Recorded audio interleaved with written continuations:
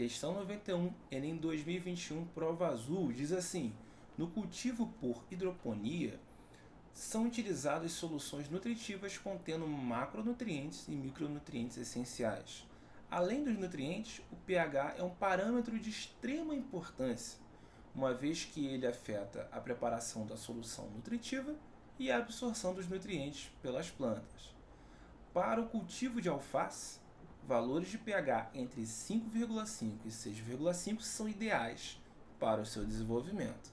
As correções de pH são feitas pela adição de compostos ácidos e básicos, mas não deve introduzir elementos nocivos às plantas. Na tabela são apresentados alguns dados de composição da solução nutritiva de referência para esse cultivo. Também é apresentada a composição de uma solução preparada por um produtor de cultivo hidropônico. Para a correção do pH da solução nutritiva, esse produtor pode empregar uma solução de ácido fosfórico, sulfato de cálcio, óxido de alumínio, cloreto de ferro 2, hidróxido de potássio.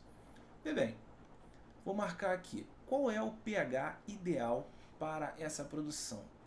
pH entre 5,5 e 6,5. Ele está falando para a correção do pH da solução nutritiva. Aqui, ó, vamos olhar a tabela. Solução nutritiva preparada. O pH é o valor referência 4,3. Aqui estão as concentrações em milimols.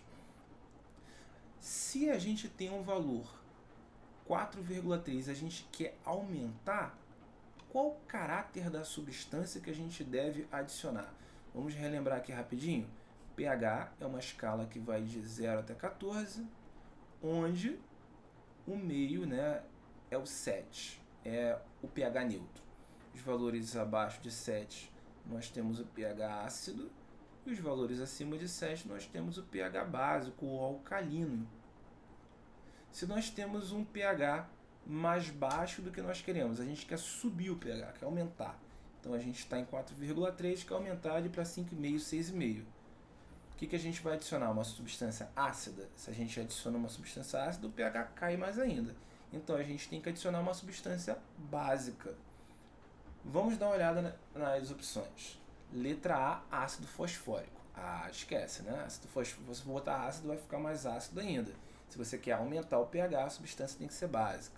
Sulfato de cálcio. Sulfato de cálcio é um sal. Que tipo de sal? Vamos ver isso aqui daqui a pouco. Óxido de alumínio.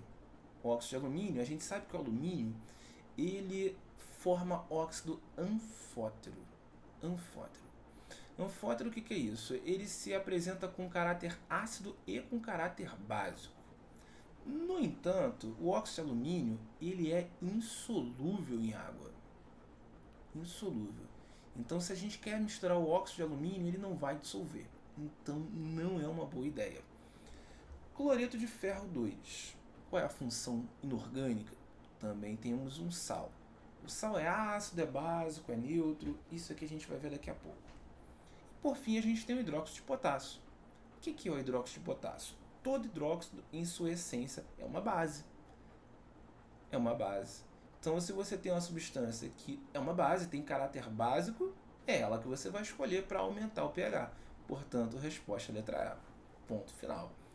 Se você quisesse entender por que não é a letra B e a letra C, o sulfato de cálcio, cálcio vem de uma base forte. E o sulfato vem de um ácido forte, que é o ácido sulfúrico. Forte com forte neutraliza. Então você tem um sal neutro. O sal neutro não vai mexer com pH. E agora o cloreto de ferro 2, que é esse cara aqui, FeSl2, o ferro vem de uma base fraca. E o cloro vem do ácido clorídrico, que é um ácido forte. Quem prevalece é o forte. Então, o cloreto de ferro 2 é um sal ácido.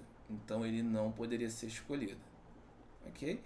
Então, por isso que a resposta é a letra E. Inclusive, o Enem vem colocando essa questão com esse mesmo diálogo, com essa mesma essência, vários anos seguidos.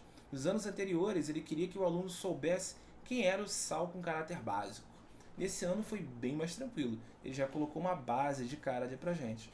Então, se você tem uma base, você opta realmente por ela. Para aumentar o pH.